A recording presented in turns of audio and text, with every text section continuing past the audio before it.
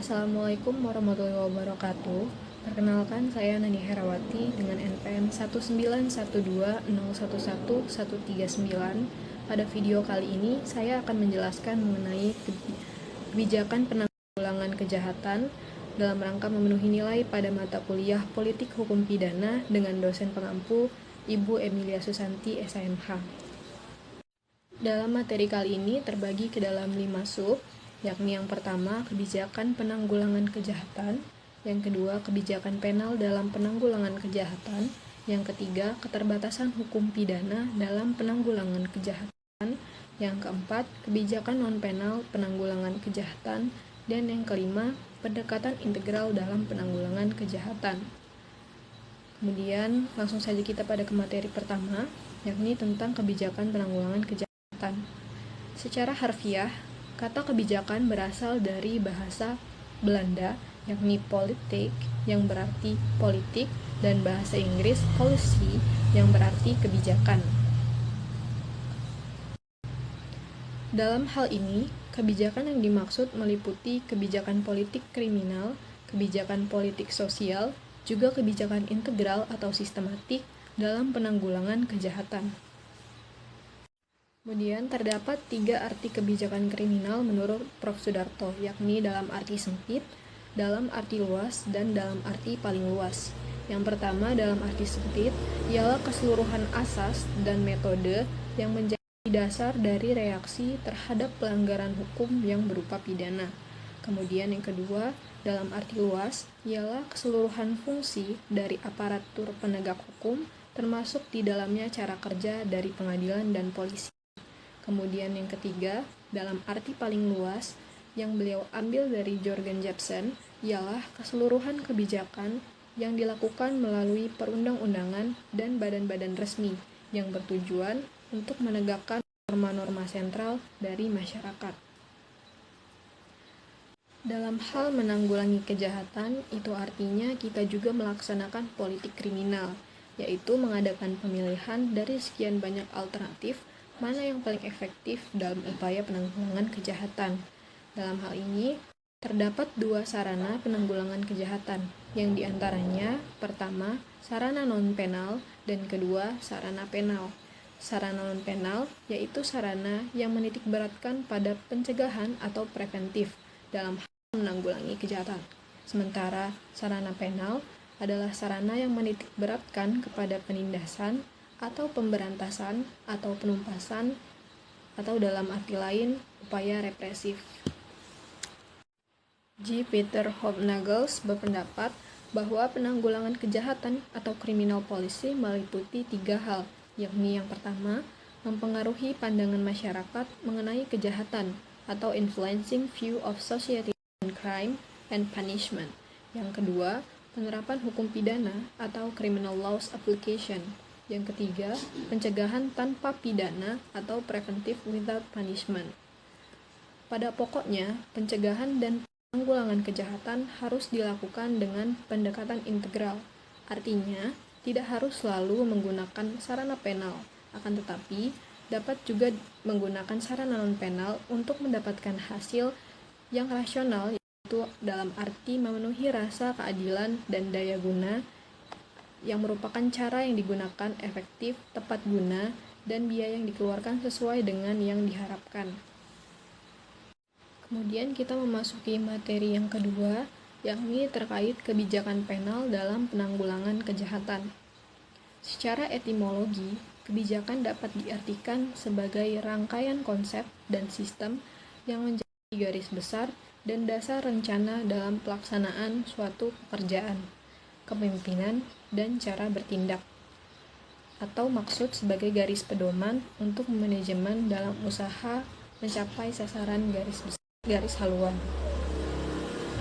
Kebijakan penal diartikan sebagai usaha yang rasional untuk menanggulangi kejahatan dengan menggunakan sarana hukum pidana, yang artinya hukum pidana difungsikan sebagai sarana pengendali sosial, yaitu dengan sanksinya yang berupa pidana untuk dijadikan sarana menanggulangi kejahatan. Dengan adanya sanksi pidana, diharapkan norma-norma sosial dapat ditegakkan. dengan sanksi yang dimiliki hukum pidana terhadap orang yang berperilaku tidak sesuai dengan norma. Selanjutnya, penanggulangan kejahatan melalui sarana penal dilakukan melalui beberapa tahap. Di sini terdapat 3 tahapan. Yang pertama tahap formulasi, kemudian yang kedua tahap aplikasi atau yudikatif, yang ketiga tahap eksekutif atau tahap kebijakan eksekutif atau administratif. Tahap formulasi merupakan tahap pembuatan peraturan perundang-undangan oleh badan pembuat undang-undang. Jadi di sini baru rancangannya saja. Dalam tahapan ini sering pula disebut sebagai tahapan kebijakan legislatif. Kemudian tahapan yang kedua yaitu tahapan aplikasi atau yudikatif merupakan penerapan atau pelaksanaan undang-undang yang sudah dibuat secara formulasi tadi. Dan yang ketiga, tahapan eksekutif adalah tahapan pelaksanaan atau pemberian sanksi. Misalnya, hakim memutus berdasarkan undang-undang yang dibentuk dengan benar. Kemudian selanjutnya adalah mengenai urgensi penanggulangan kejahatan melalui upaya penal atau hukum pidana. Hukum pidana dinilai menimbulkan dampak negatif, tetapi di sisi lain hukum pidana masih diperlukan sebagai sarana penanggulangan kejahatan. Oleh karena itu, apabila hukum pidana beserta sanksinya ingin tetap dipergunakan sebagai sarana penanggulangan kejahatan, maka harus diupayakan bahwa di samping mampu menanggulangi kejahatan, penegakan hukum juga tidak menimbulkan dampak negatif. Dan untuk mewujudkan hal tersebut, terdapat 2 hal yang harus diperhatikan. Yang pertama, penegakan hukum pidana dan pemidanaan tidak boleh lagi dilihat sebagai satu-satunya tumpuan harapan untuk dapat menyelesaikan atau menanggulangi kejahatan secara tuntas. Yang kedua, penegakan hukum pidana dan pemidanaan tidak boleh lagi dilihat sebagai masalah hukum semata-mata, tapi juga untuk merupakan masalah kebijakan. Kedua hal yang disebutkan sebelumnya berkenaan dengan fungsi primer dari hukum pidana, yaitu penanggulangan kejahatan, sedangkan fungsi sekunder hukum pidana adalah menjaga agar penguasa dalam menanggulangi kejahatan melaksanakan tugasnya sesuai dengan apa yang digariskan oleh hukum pidana. Kemudian menurut pendapat ahli, terdapat beberapa alasan diperlukannya hukum pidana sebagai sarana penanggulangan kejahatan, yakni pendapat pertama datang dari H.L. Packer yang menyatakan bahwa alasannya ialah karena sanksi pidana sangatlah diperlukan. Sanksi pidana merupakan alat atau sarana terbaik yang tersedia yang kita miliki untuk menghadapi bahaya besar dan segera serta untuk menghadapi ancaman-ancaman dari bahaya itu. Kemudian sanksi pidana merupakan penjamin yang utama atau terbaik dan suatu ketika merupakan ancaman yang utama dari kebebasan manusia. Kemudian pendapat kedua dari Muladi yang menyatakan bahwa hukum pidana dan pidana masih tetap diperlukan sebagai sarana penanggulangan kejahatan karena di dalamnya tidak saja terkandung aspek rehabilitasi dan koreksi, tetapi juga aspek pengamanan masyarakat terhadap pelaku tindak pidana yang berat. Kemudian selanjutnya adalah mengenai keterbatasan hukum pidana dalam penanggulangan kejahatan. Penanggulangan kejahatan tidak hanya dapat diselesaikan dengan penerapan hukum pidana, karena hukum pidana memiliki keterbatasan. Keterbatasan hukum pidana dalam hal menanggulangi kejahatan, yakni dengan melihat hakikat terjadinya kejahatan dan hakikat berfungsinya sanksi hukum pidana. Dilihat dari hakikat kejahatan sebagai suatu masalah kemanusiaan dan masalah sosial, banyak faktor yang menyebabkan terjadinya kejahatan. Faktor tersebut sangat kompleks dan berada di luar jangkauan hukum pidana.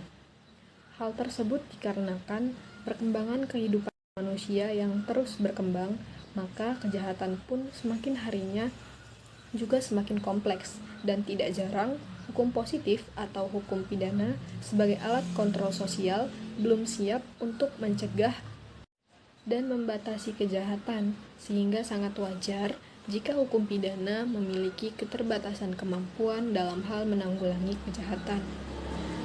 Barda Nawawi Arif mengidentifikasikan sebab keterbatasan kemampuan hukum pidana dalam menanggulangi kejahatan sebagai berikut. Yang pertama, sebab-sebab kejahatan yang demikian kompleks berada di luar jangkauan hukum pidana. Yang kedua, hukum pidana hanya merupakan bagian kecil dari sarana kontrol sosial yang tidak mungkin mengatasi masalah kejahatan sebagai masalah kemanusiaan dan kemasyarakatan yang sangat kompleks. Yang ketiga, penggunaan hukum pidana dalam menanggulangi kejahatan hanya merupakan querem and symptom. Karena itu, hukum pidana hanyalah merupakan pengobatan simptomatik dan bukan pengobatan kasuatif. Yang keempat, sanksi hukum pidana merupakan remedium yang mengandung sifat kontradiktif dan mengandung unsur-unsur serta efek samping yang negatif. Yang kelima, sistem pemidanaan bersifat fragmentair dan individual personal yang tidak bersifat struktural. Yang keenam, keterbatasan jenis sanksi pidana dan sistem perumusan sanksi pidana yang bersifat kaku dan imperatif. Yang ketujuh, bekerjanya hukum pidana merupakan sarana pendukung yang lebih bervariasi dan lebih menuntut biaya tinggi.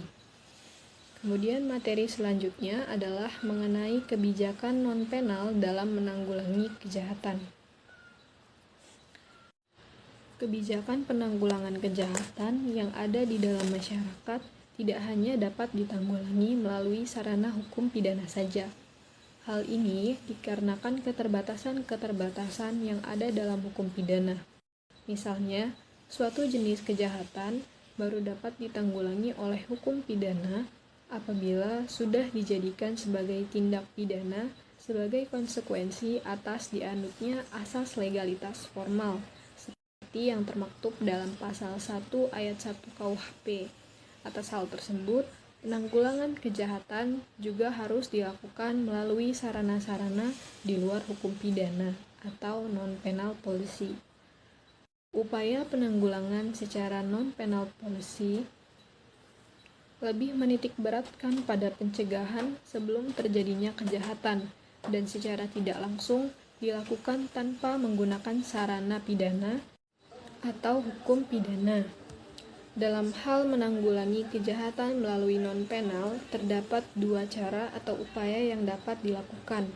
Yang pertama, ditempuh dengan menyehatkan masyarakat lewat kebijakan sosial dan dengan menggali berbagai potensi yang ada di dalam masyarakat itu sendiri. Dan yang kedua, ditempuh dengan menggali berbagai sumber lainnya yang juga mempunyai potensi efek preventif, seperti patroli, razia, dan lain-lain. Kemudian kita memasuki materi yang terakhir, yakni mengenai pendekatan integral dalam penanggulangan kejahatan.